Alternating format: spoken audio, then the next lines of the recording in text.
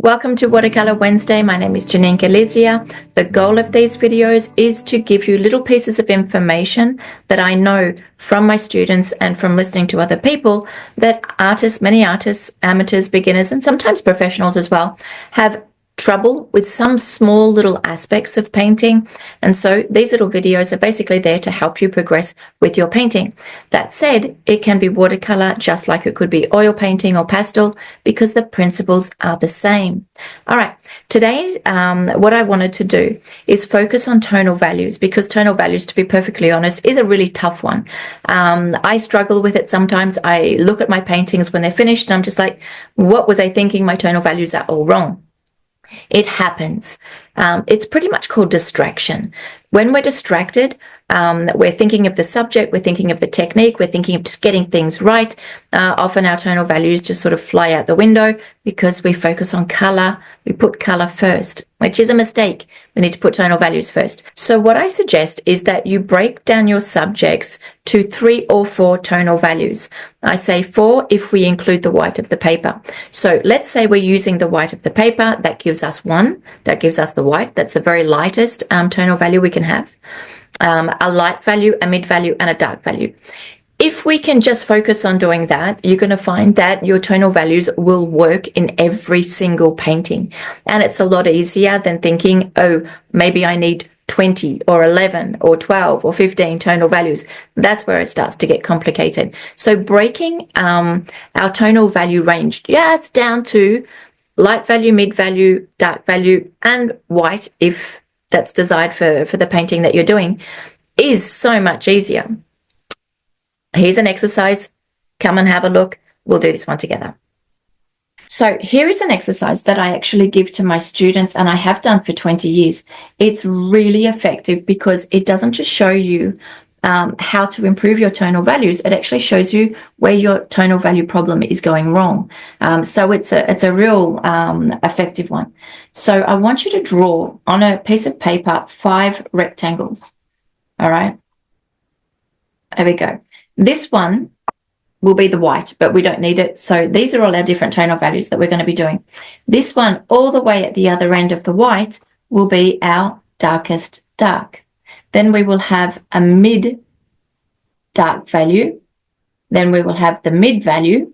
Then we will have the light to mid value. Then we will have the light value. And then obviously we have the white, which we don't need. Okay. So you can't cheat because you have to get the right tonal value in the box. That's why we do the box, and that's why we put the names under the bottom. Call me crazy, but I've seen this done in so many courses that I've done it, and people just, oh yeah, no, I did want the dark value here. And it's like, not really. All right, so here I'm going to show you my pot of water. All right, so I have to be able to try, this is the goal, this is what you need to work towards, to actually get the right tonal value in my brush and put it in the right box, okay? Which means I'm able to pick up the quantity of water, the quantity of pigment that I want to get the result that I want when I want it. So this is actually probably one of the hardest things in watercolor, because dosing sort of seems like it's an unknown science, but it's not. So I'm going to give you a couple of tools, a couple of things that can help you to actually dose better. So here is my palette. It's slightly on an angle, so you're going to see that the water is running down, the color is running down into my palette. My palette is about on this angle. When I actually paint at home, my paintings are actually this inclined. They're actually that inclined. I want my light value, so I'm going to show you my pot. That's going to help you understand what I'm doing. All right, so a light value is extremely light. It's my extremely light value, which is just think of it as dirty water. All right. So let's put dirty water on. So I'm basically just taking my color and I'm literally going into my pot and shaking out some of that, because I know that it's going to be, there we go. It was going to be a little bit too dark. This is basically like a pinch of salt. You know how much is the right pinch of salt and how much is not the right pinch of salt. It's a habit. It's not a talent. It's a habit. The more you do this sort of exercise where there's no drawing, no color work, no composition, nothing complicated, the faster you're going to get this right. If you, every time you pick up your brushes and your paintbrushes, you just paint, you're going to be distracted by all of the other elements, composition, subject, color, and all the rest of it. So you're not going to focus on getting these right. So the fastest way is using target exercises to improve the actual problems that we have in our painting. This is my favorite target exercise for tonal values. And as I said, it's extremely efficient because it shows us what's going wrong and why, and also how to fix it. So now here I want a light to mid value, light to mid value. Let's go. It means I need to know what a light to mid value looks like already. Some people actually find it easier to start with the darkest dark and work backwards, as you like, but try and go in order from one direction or the other direction, because you need to learn these. This is one of the essentials in painting. So here I'm mixing pretty much the same color. I know that's a little bit too dark for my light to mid value, so I'm going to shake out a little bit. No, it wasn't. So I need to readjust. There we go. Get this color more or less correct on the paper. And I think we're good to go. All right. Now, this one here will be my mid value. Okay. This is my mid value. So I need a little bit more pigment. However, I still want it to fuse correctly. Therefore, I still need water. So let's bring more color in to get this mid value going. And I will always try it first. If I think, that's too dark, I'll grab some water with my pot. All right. And again, I'll readjust it until I feel that it's right. So you don't have to get it right the first time. Just do a little dot on the paper and see if that little dot sits properly or not. Now I need my mid to dark, so I'm getting quite dark now.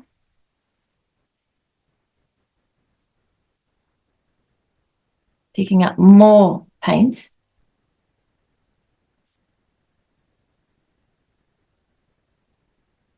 Too dry, not dark enough. That's a bit of nice reflection on the sheet. I can barely see the color. All right, so I don't need to pick up any more water, so I'll put that down because it's a little bit uncomfortable holding the pot.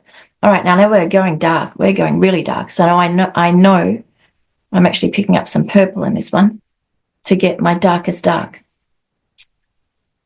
There we go. This is dark. So I will spend my time getting it right in the palette so that when I put it on the paper, but it should be right. You know, we could go a little bit darker still. It's a bit of a slight variation, but those variations are definitely there. The one that you may not see so well on the screen is this one. The light values are a little bit tough to see on the screen. So you may struggle with one of these. Often people struggle with either the darks or the lights. It's not always both. And the reason why they're struggling is either they're taking too much water, either they're not taking enough paint, or they're just not varying the quantities that they have in the brush. So this is a work in progress. This is definitely something that you are just going to want to take, let's say even a full sheet of paper, so 56 by 76, and just repeat. Just repeat. This is like practicing your scales. If you're doing the piano, it's just repetition, repetition. It's not talent. However, the good news about it is that by repeating this over and over again, it's going to become automatic. And that's what you're looking for. Because to be perfectly honest, when it comes to watercolor, we have enough to deal with. We have our shapes, we have our subject, we have our structure, tonal values, we have, our focal point, we have so much going on. And I haven't even mentioned controlling the water and the paintbrush and the paint to do what we want. So the more of these fundamentals that can be automatic, which means picking up that right quantity when you want it, picking up that right quantity of salt when you need it, is basically what we're looking for. So don't try and perfect your tonal values in your painting. Think of working target exercises to actually get them improved. And when you do this, in a weekend, you can fix your tonal values. You don't need to spend 10 years struggling with tonal values. By doing target exercises, you can actually improve extremely fast whatever it is that you're struggling with. to put it to the test, let's do a circle. Let's just quite simply paint a circle. Now, I need my light source to get my tonal values because my lights, let's just say they represent my light and my darker values will represent my shadow. So let's say that my sun is coming in at this angle. Okay, so imagine that's my sun. Therefore, the light is here. And as the circle turns, imagine it's a ball. As the ball turns, we're getting into a light shadow, a mid shadow, a mid dark shadow, and a dark shadow. Now we understand how this works. Then on the height, it's the light value, the mid value, the light value, the mid value, the mid dark value, and the dark value as the ball turns that way. So we've got two different directions. Let's put this to the test. All right. Tool number 1, tool number 2. Okay, why? We want our light value, remember? So let's just do this. Oh, we'll stick to the same color. Okay, with a lot of blue, and that's my burnt sienna here. Okay, I need an extremely light value. Perhaps I even want to keep my light, my white. Okay, I'm going to put that here, my light value. I don't want to put it on my white because then I'll have no white left. Okay, so I'm going to put this here. Okay, and then I'm just quite simply going to soften that edge so that it's a graded wash. Now, don't forget, this isn't watercolor paper, so it is going to be a little bit streaky. My next value is my mid value, and that's where I'm going to go everywhere. I'm not going to go over the white nor the light value. I'm going to come down into what I think is the place where my mid value should be, and I'm going to go all the way to the edge. Okay, so let's get more paint. Keeping it fluid, I'm dropping my brush into my pot. Why? Because even though it's a darker value, I want it to be fluid. Okay, otherwise my darks will be dry. Drying my brush, washing it, taking out the reserve of too much water, and I'm just going to fuse that edge. Again, it's not watercolor paper, so it's going to be a bit streaky.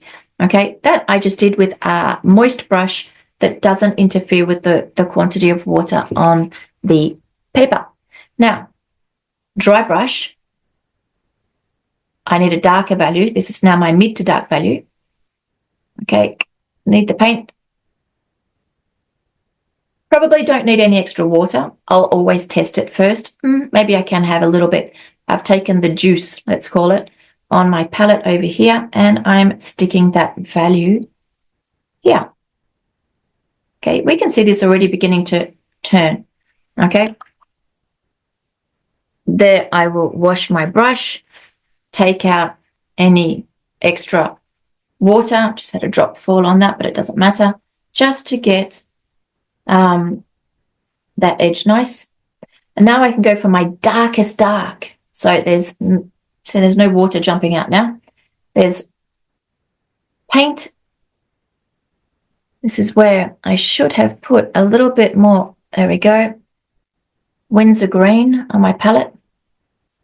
That's my Windsor violet. And let's go back to the same colors that I had before. And we are going to my darkest dark. All right. Bringing in some darker colors. We'll talk about colors in another video, so don't get distracted by the colors. I want you to be focusing on the value. As soon as we have color to deal with, we're no longer thinking tonal values. And then again, I'm just going to soften, taking out a little bit of water, not really the pigment, and too much. Easier to do without talking. There we go. Okay, and there we go. So this ball should have that illusion of turning. And what is it? My white, my light value, my light to mid value, my mid value, my mid to dark value, and my dark value. And that's it. That's basically it.